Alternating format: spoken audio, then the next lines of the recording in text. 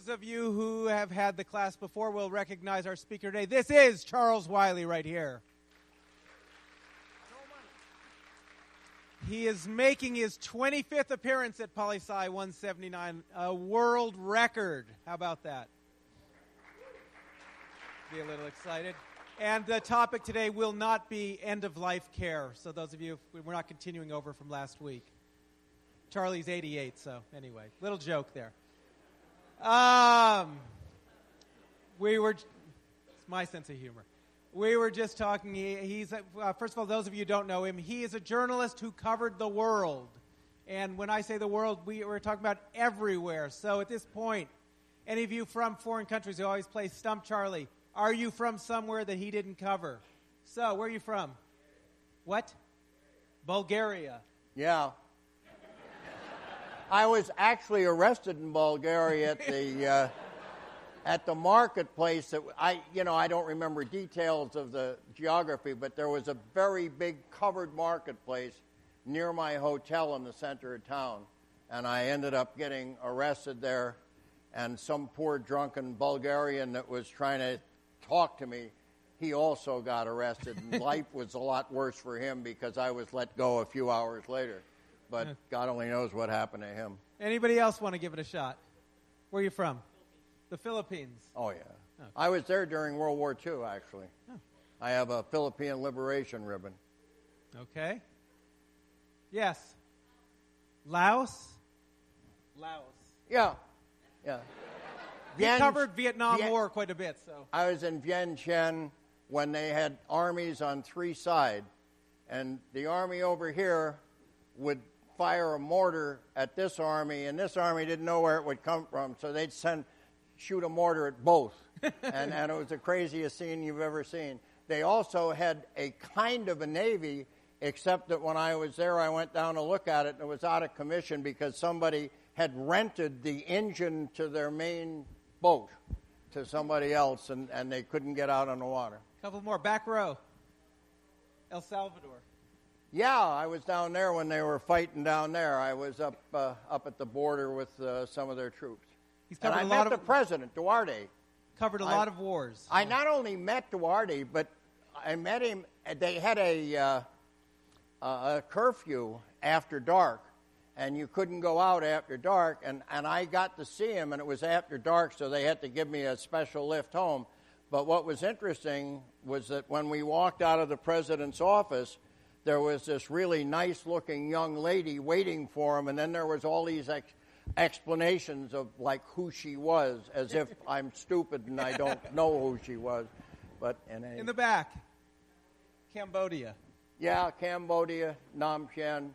I was there when the war was on. I also was there afterwards and went to that god-awful prison that has all the pictures on the side of the wall of people who had been arrested, mug shots taken of them when they had been brought in, and that included pictures of a family. Imagine a police station with mug shots of a family, a man, his wife, and two children. Wow. Go. Yemen. You got me. We have a winner. He gets a prize. Okay. I've never been on the peninsula down there. That's one of the only areas of the world. I haven't been in Saudi Arabia. I haven't been in Yemen, Kuwait, anything that I've flown over it, but I've never been on the ground. It's one of the few places in the world I've missed. Okay, so we have a winner. And in addition of all those years as a journalist, we were just talking, he was in the original cast of Our Town on Broadway 75 years ago. How about that? True story. A living legend here. Please welcome Charles Wiley. Okay. Thank you. This is kind of a special occasion. It's been 25 years. It's incredible how fast those 25 years have gone by. And I thought I would say a couple things. I'm 25 years at the Comedy Store, and when I first started here, just think about it, most of you were not born when I gave my first talk, in this class. And those that were born, they were doing finger painting and showing their private parts to other kids. And I understand that a lot of them still are. And so that tells you something. It's been a long trip. A few weeks after I left here, I went to Leningrad, where I was lecturing, and where they gave me my wife and I, a small apartment in a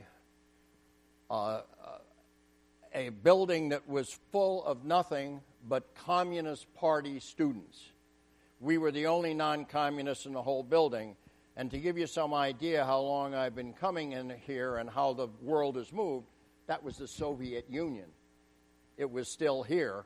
And in fact, we left in the end of May, and they overthrew the Soviet Union and the Soviet Empire in the beginning of August. So time goes by, and the world changes. And I bring that up because a lot of young people don't think the world is going to change. They kind of get stuck, and they think that they just have endless amount of time to do whatever they want to do. Well, it doesn't work that way. It goes so fast. And I might say one other thing about this 25th anniversary. No matter where, I've been all over the world since then. I've met all kinds of interesting people. I've given thousands of lectures because when I finished reporting, I started giving lectures on a regular basis.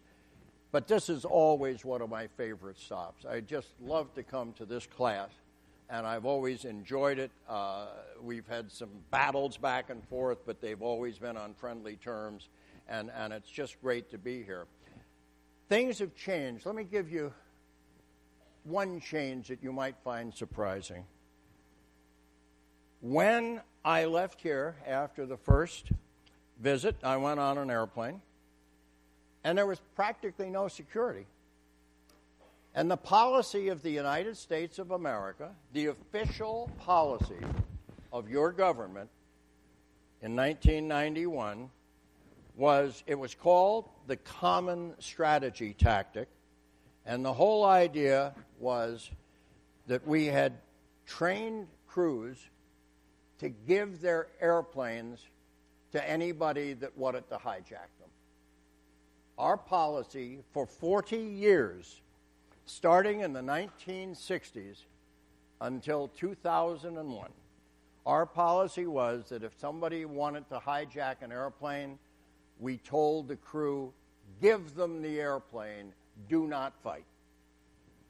And not only that, but they were trained in how to stop any of the passengers from trying to fight to give them the airplane. They were so common, the skyjackings, that they had a corridor set up so that if some guy called in and said, this is American Airlines 462, I've got a guy here who wants me to fly him to Havana. And they'd say, hold on, and then they'd come back on, and they'd give him the coordinates for a special corridor that we had put aside for hijacked airplanes to go to Cuba. And when they got to the end of the United States and went back over the Caribbean, they turned them over to the guys that run the show down in Havana, and they guided them in to land. In fact, during some periods in the 1960s, we were running one hijacking a week. And that kind of stuff was still going on when I first came and talked here. How many of you had any idea that once upon a time the United States gave airplanes to any hijacker that wanted one? Did any of you know that? How many of the adults that are here remember those days when they were doing it on a regular basis?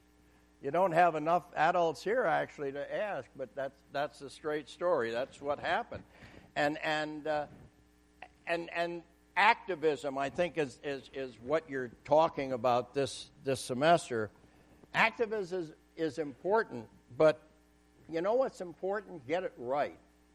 When you look back to the period that I spoke here for the first time, for example, there were a lot of people out there very active trying to get all kinds of things for the people who had AIDS.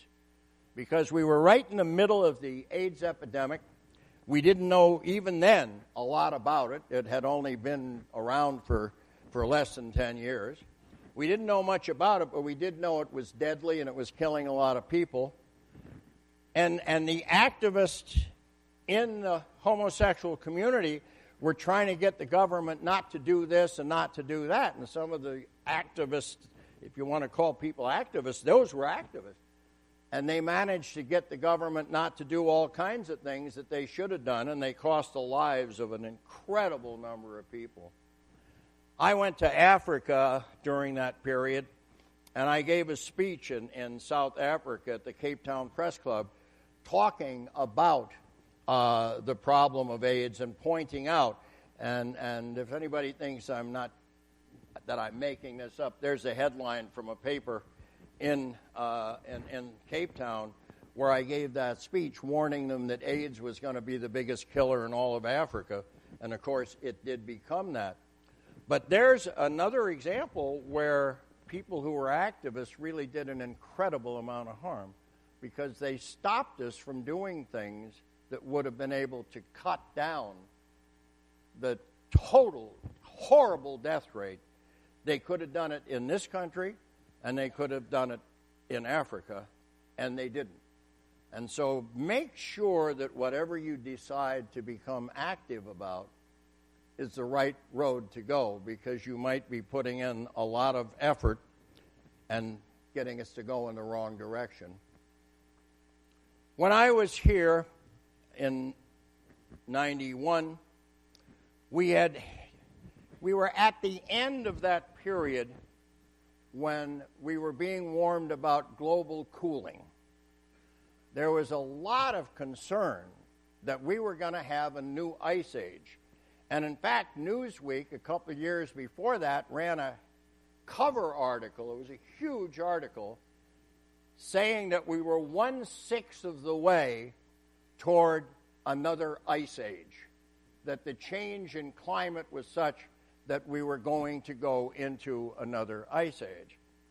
1991, that whole concept started in the 70s, but it was still being pushed. Nobody had thought of global warming at all. It was all global cooling in those days. And of course, it was only a few years after that that we were all scared to death about a thing called Y2K. Now, I'm sure none of you ever heard of Y2K, but that was a huge risk that we were all going to have to face. Y2K was about the turn of the century. And some people decided that everything was just going to fall apart when we hit the year 2000.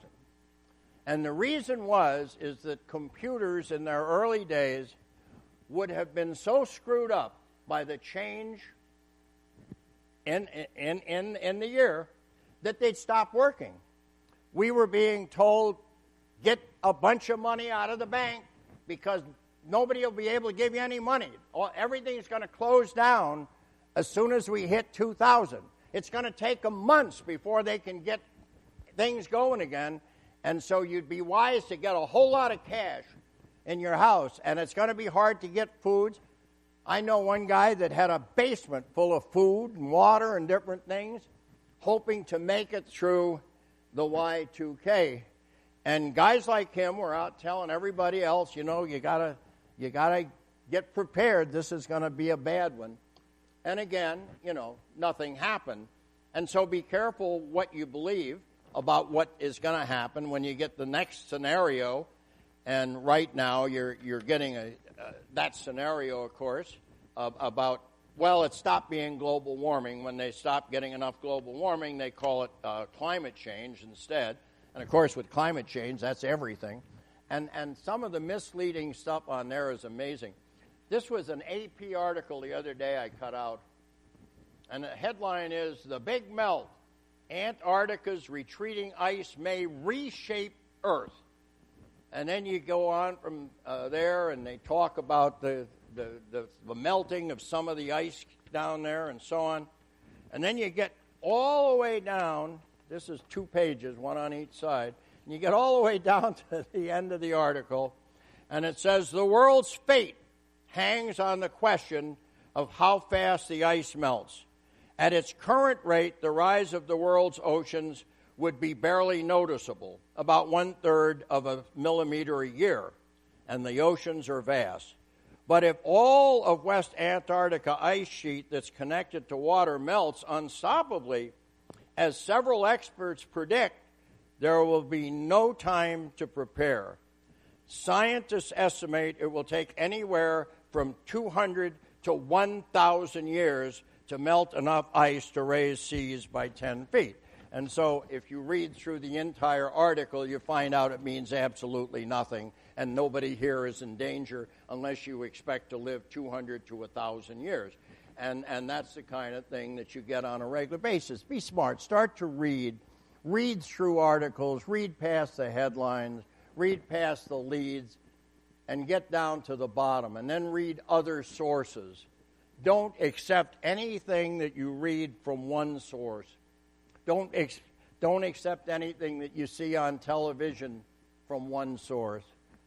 Go and get as many different ones as you can, because time goes by and all kinds of things change. Things that you couldn't possibly believe happen, and 25 years is a good time to manage it.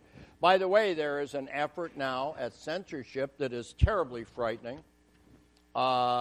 The Los Angeles Times last year made an official announcement that they would no longer carry any letters that came from people who were denying climate change. They said they would not carry that side of the argument. And so I don't know if they've kept that up completely, but that's what they announced. They were only going to carry letters on one side of the issue. And on reliable sources on CNN, they have a guy named Brian Stelter, who is a New York Times reporter and is also the host of Reliable Sources. And Brian Stelter said the following here back in February, just a little while ago. Some stories don't have two sides. Some stories are simply true. There's no necessity to give equal time to the other side. And one of these is climate change. And across the screen it had a string that said, climate change is not debatable. And, you know, that's the kind of stuff that we used to have when Galileo was around. The church said that there were no two sides to that one, and that it was impossible to have anybody go out and say that the earth went around the sun instead of the other way around. And so, again, be very careful. And I see young people buying that kind of thinking more and more. I was down in Trojan country recently, and I read an article by a young lady that writes for the Trojan magazine or newspaper. And she ended an article, and it doesn't make any difference what the subject is. What's important is what she said in the very last line.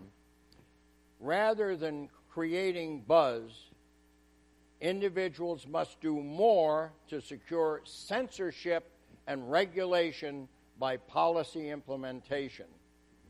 In other words, we now have young people that are asking for censorship. In this particular case, it had something to do with a Kardashian. I don't know what the hell that is, Kardashians. Is that a planet or something, and these people come from Kardashian?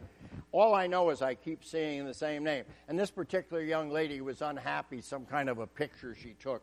And then after going on and on for an entire column, that's how she ended her column. I guess it must be pretty important stuff that's coming from the Kardashians if we need to have censorship and regulation so that they don't say the wrong thing. Political correctness has gone one hell of a long way. By the way, let me give you a quote that very few people know. You all have been exposed, I would assume, at one point or another, to the fact that President Dwight Eisenhower, when he left office, warned about a military-industrial complex and how they would have incredible influence on the government. That quote is used just about as much as any quote I can think of. You hear it over and over and over and over to make a point. Very few people know what he said in the next sentence. When he finished talking about the danger of the military-industrial complex, he said the following. In the same fashion, the free university, historically the fountainhead of free ideas and scientific discovery, has experienced a revolution in the conduct of research. Partly because of the huge costs involved, a government contract becomes virtually a substitute for intellectual curiosity. For every old blackboard, there are now hundreds of new electronic computers. This is Dwight Eisenhower talking many, many years ago. The prospect of domination of the nation's scholars by federal employment, project allocations, and the power of money is ever present and is gravely to be regarded.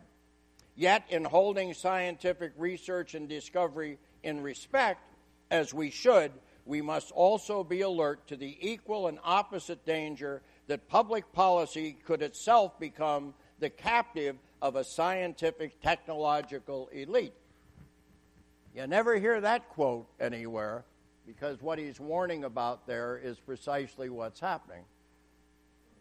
A lot of people are getting an awful lot of money to come up with the right kind of information.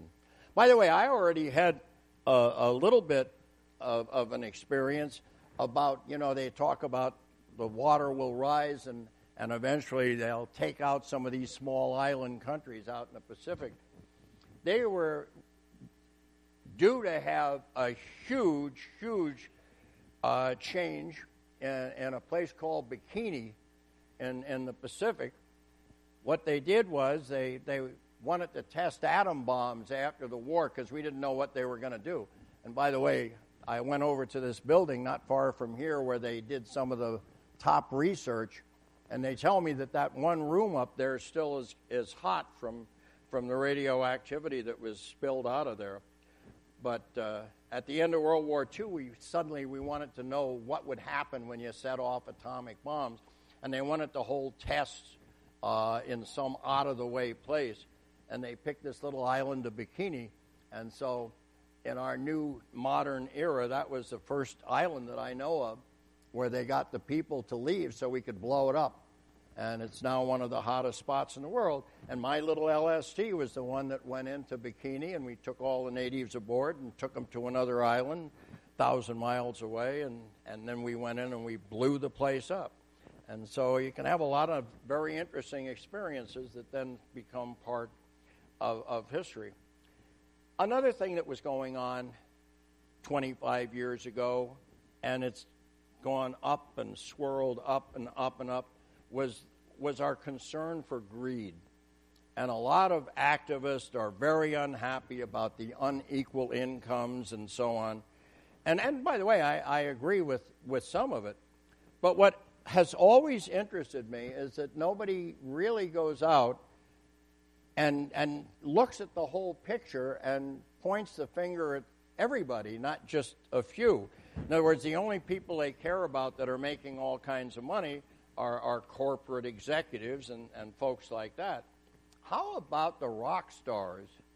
How about the professional athletes? Why is it I never, ever hear anybody talking about the greed and the inequality of income when you compare the average working guy to a quarterback who, because he can throw a football accurately, gets $40 million a year? And I never hear anybody complain about that. They never complain about rock stars that sing some rap song or whatever, and they get millions and unbelievable, and flaunt it. Get in the biggest, longest car they can find, fly around in their private airplanes. And as long as you're a film star, if you're an entertainment, if you're a singer, if you're an athlete, apparently it's all right to be greedy. And it's all right if they make 100 times more than the average guy. But it's no good when businessmen make it. And I've often wondered, how did we reach there? Some of us that are activists, we fight back. in 1957, September the 29th to be exact, the New York Giants baseball team played their last game in the Polo Grounds in New York. Now, when I was a kid, I was a big New York Giant fan. I loved the New York Giants. I went to their games. I kept track of them. And then I went out and I fought a war, and when I came back, I couldn't keep the same level of fandom, obviously. I now had to work and so on. But I still followed the New York Giants and went to a game from time to time, listened to the ball games and so on. And on September 29, 1957, they played their last game at the Polo Grounds. And a little while later, they told all of us there are no longer any New York Giants. The New York Giants no longer exist. There is now a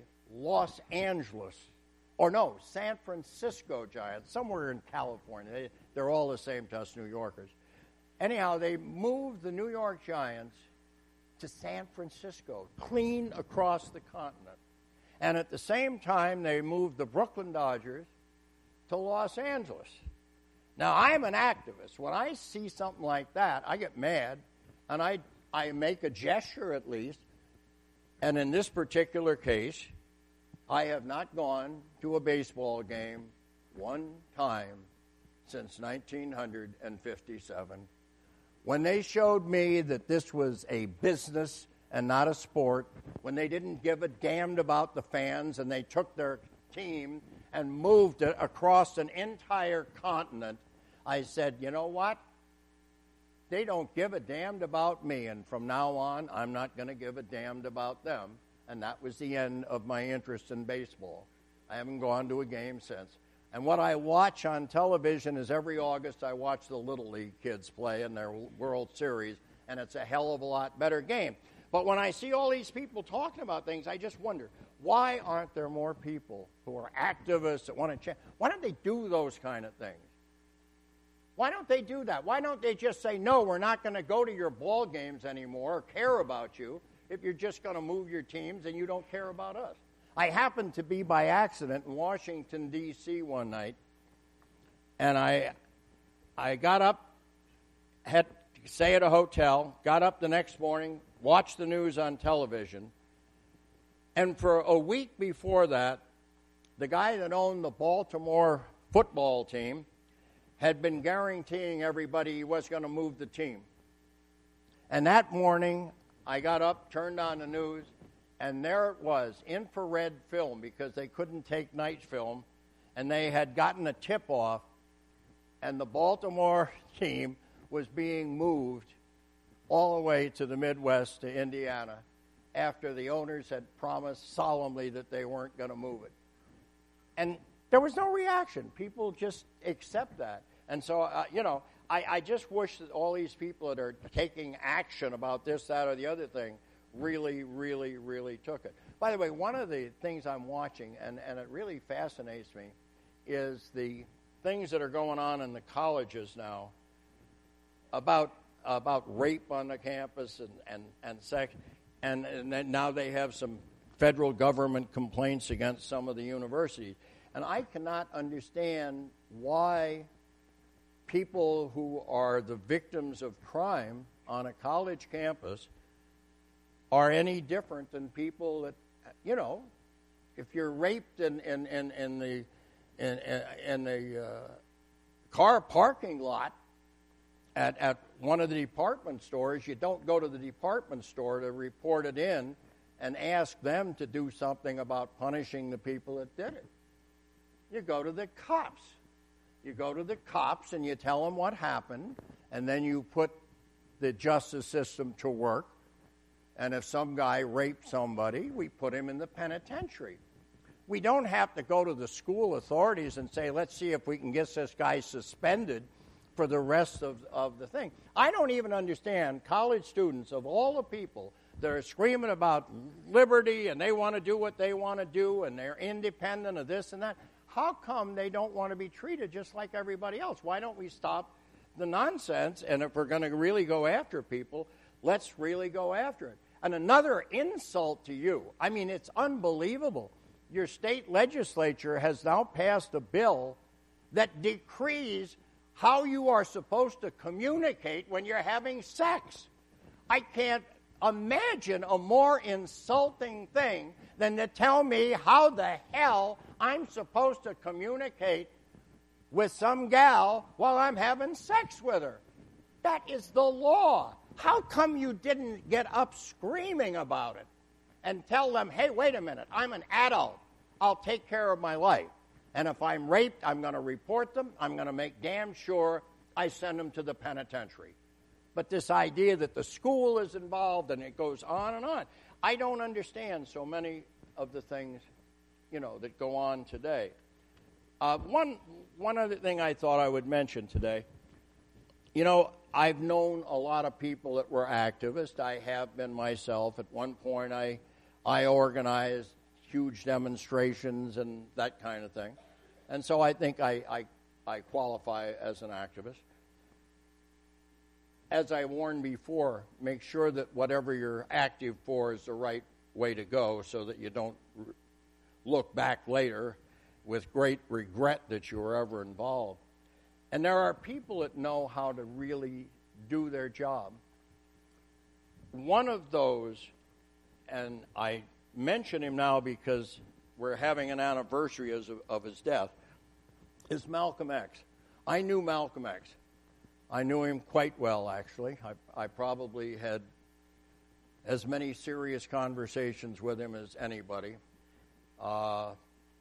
If you go and get National Review shortly after he was assassinated, you will find that I wrote the obituary for him based on my knowledge of him.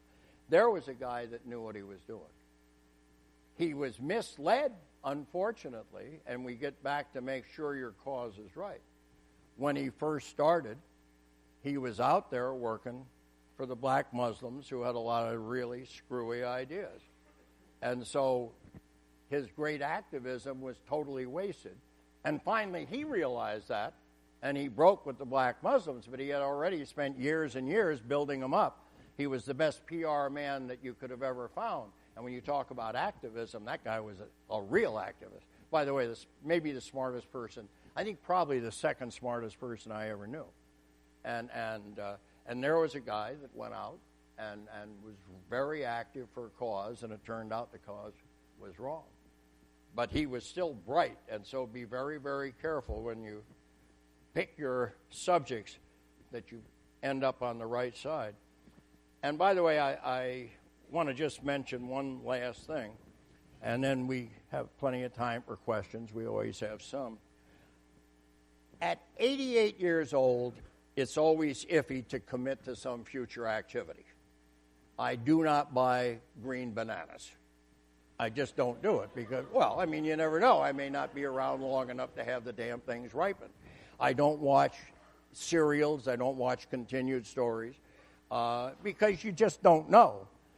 But if I'm still around and if Alan still wants me to come here, I'll come back next year and I'll see some of you then. And that's the show for today, except that we have time for some questions. And I need Alan up here because I'm half deaf and I cannot hear questions coming in, so I need somebody up alongside of me to tell me what you said. Thank you.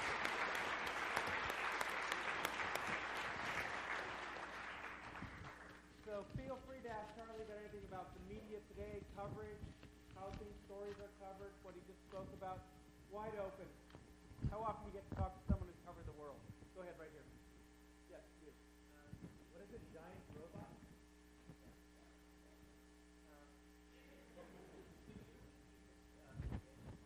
Speak louder.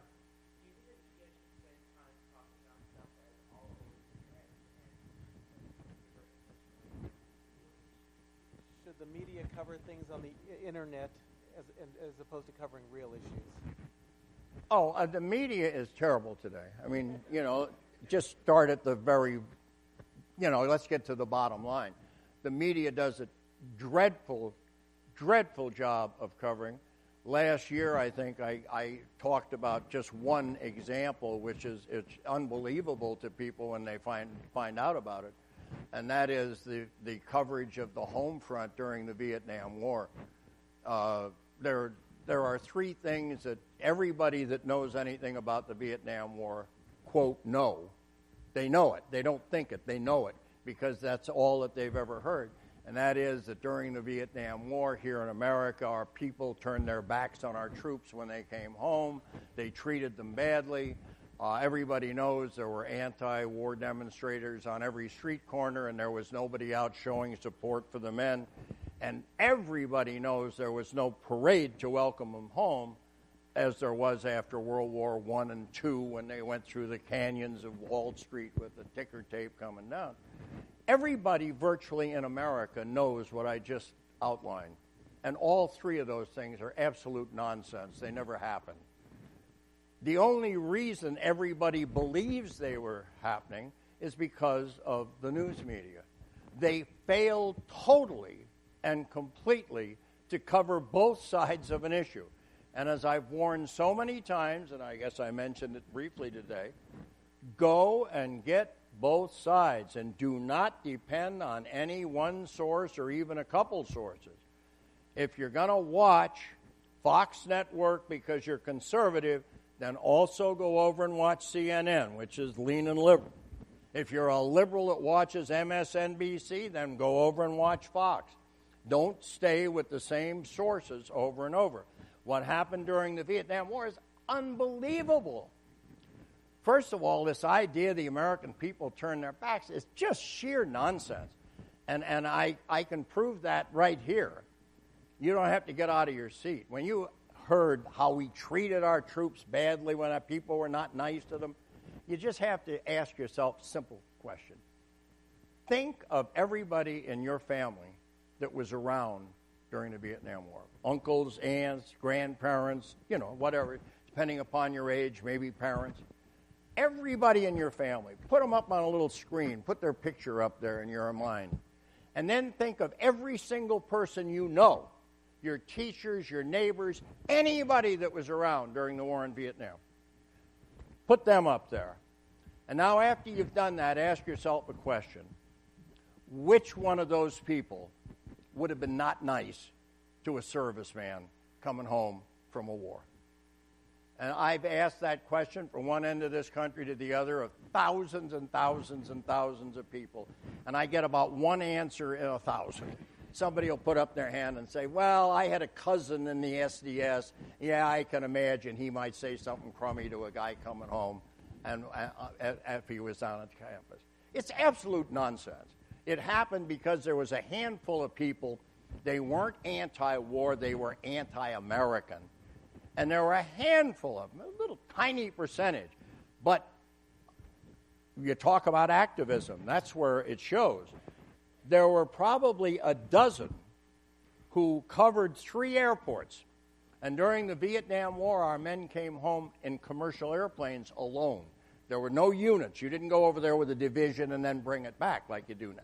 No, you went over as a person, one, and you came back. That little group of people used to go down to Los Angeles Airport, San Francisco, and Seattle, Tacoma, and they'd see some poor guy getting off a Pan American airplane, and some girl would go running over to him and say, "You're a baby killer, pooh, and you." They always sent a girl. They never sent a guy because some Marine would break his face, and that would be the end of it. And so they sent the girl. And so it is true that there were people that treated troops. Who the hell are they? Half a dozen a day we used to go down there? And the news media never covered the other side, which gets me to number 2. The biggest demonstrations during the war in Vietnam were demonstrations to support the troops. The problem was that the news media didn't cover those. They only covered the other side. And so I gave a lot of details on this last year. I'm not going to go through that. But I can tell you real quickly, among the demonstrations, when I say big, the 3rd longest parade in the history of the United States took place right dead smack in the middle of the Vietnam War. It lasted for 8 hours and 40 or 50 minutes. It was almost 9 hours, a parade for 9 hours, curb to curb for 9 hours. 250,000 people marched in that parade. That parade was called to support our men in Vietnam. Dwarfs anything the anti-war people ever did. We had 3 networks then, no cable. Not one of the 3 networks gave 1 second's coverage to 250,000 people marching for almost 9 hours.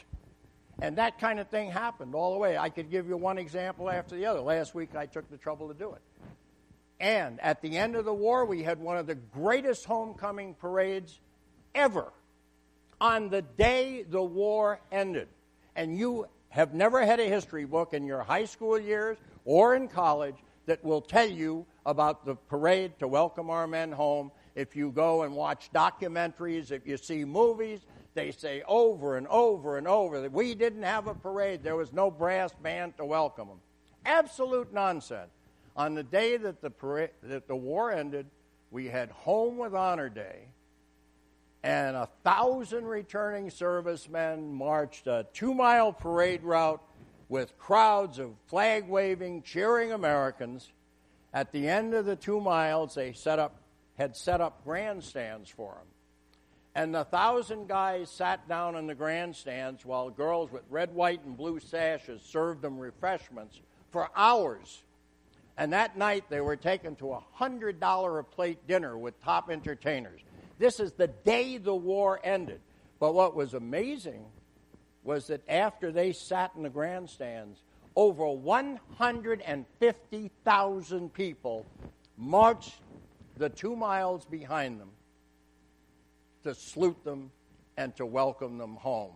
Nothing like that ever happened any other place ever. Can you imagine the servicemen sitting in the grandstands and the people marching by them? And I assure you that not one person in this audience knows about that parade, because it just was almost totally ignored by the news media. And I'm always asked, well, where was it? Well, that may be the problem. It was held in a port city on the other coast.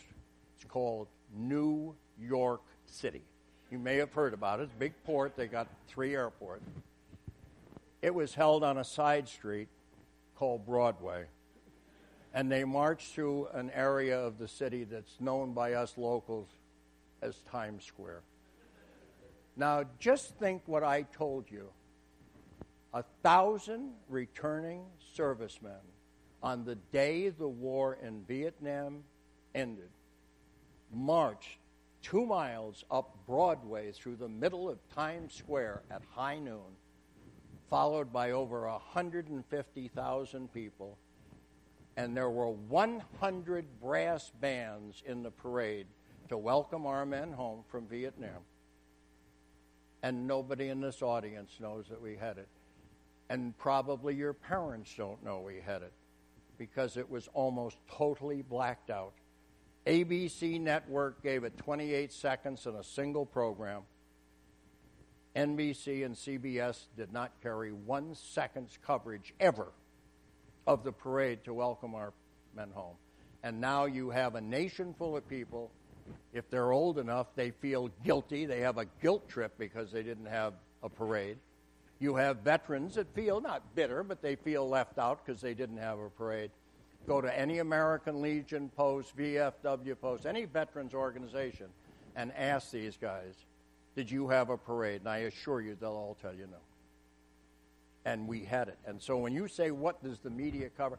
There's an example. Now, that's an old example, but it's so unbelievable how you can change history in a country where the people don't know what's going on in their own country and leave a totally false thing. And so the media does. That's why you go out and get as many sources as you can. Go ahead.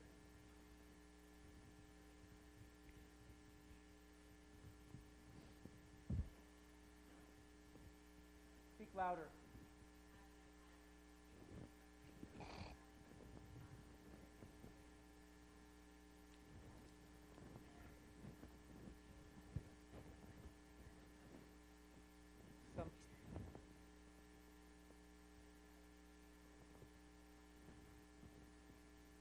Some situations are different. Like in this situation, a lot of the rape happens on a certain part of the campus, like Fraternity Row.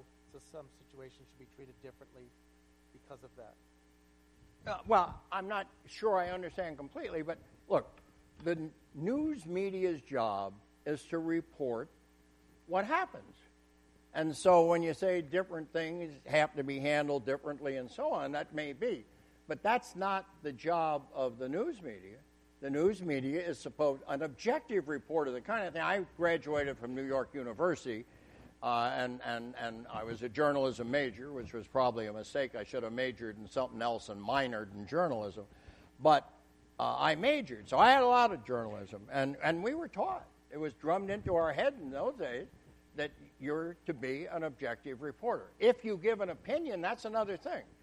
Then you write editorials that are clearly marked opinion. You write columns that are clearly marked as opinion. You become a commentator, and it's clearly identified as an opinion. But if you're a reporter, you're supposed to be an objective reporter. And an objective reporter, one, they are to give you all the main facts when they do a story. All the main facts, not every little tiny fact maybe, but the main facts are supposed to be in that story. If there's more than one side, they're supposed to give you both sides. And above all, they're supposed to keep their opinion the hell out of the story. And that's not what they do today. And it's not really a question of, you cover this story differently than that. No, you're supposed to be objective. You're supposed to report whatever is newsworthy, and you're supposed to give it the way I just said. And if you do anything else, then you're not doing your job.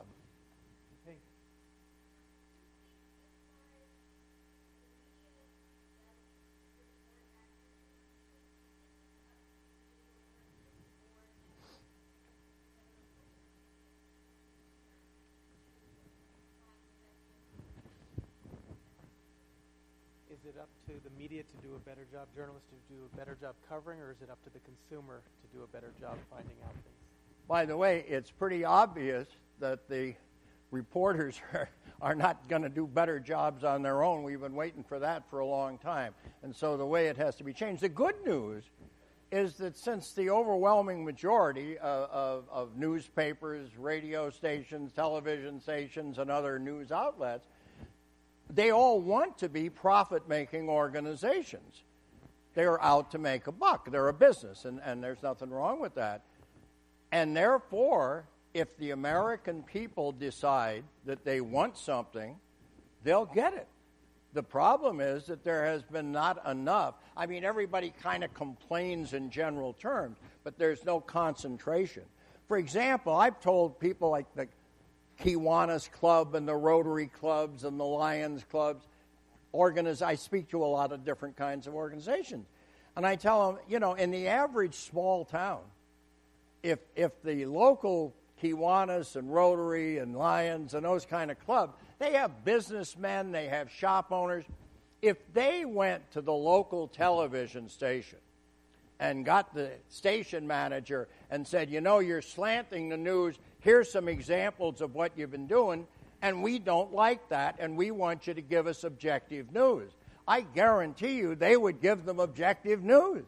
In other words, we have people who have the power. The people power is there, but the people power doesn't show up.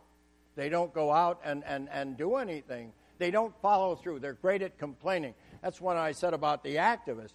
First of all, almost every young person that I know, while they're in college, tell you about how they're going to do all these wonderful things because what I really want to do is to help people. And I know right away there isn't a shot in hell that they're going to do anything because once they get out of college, this helping people all disappears pretty fast. But what we need is people that really follow through, and we also need people that follow through on the right side of an issue so they don't end up doing all they can to make the black Muslims a major power, which is what Malcolm X did and lived to regret big time because they finally killed him. All right, unfortunately, it's 5 o'clock. Those of you who have questions, come on up and say, Charlie, thank you very much. Thank you much. See you next week.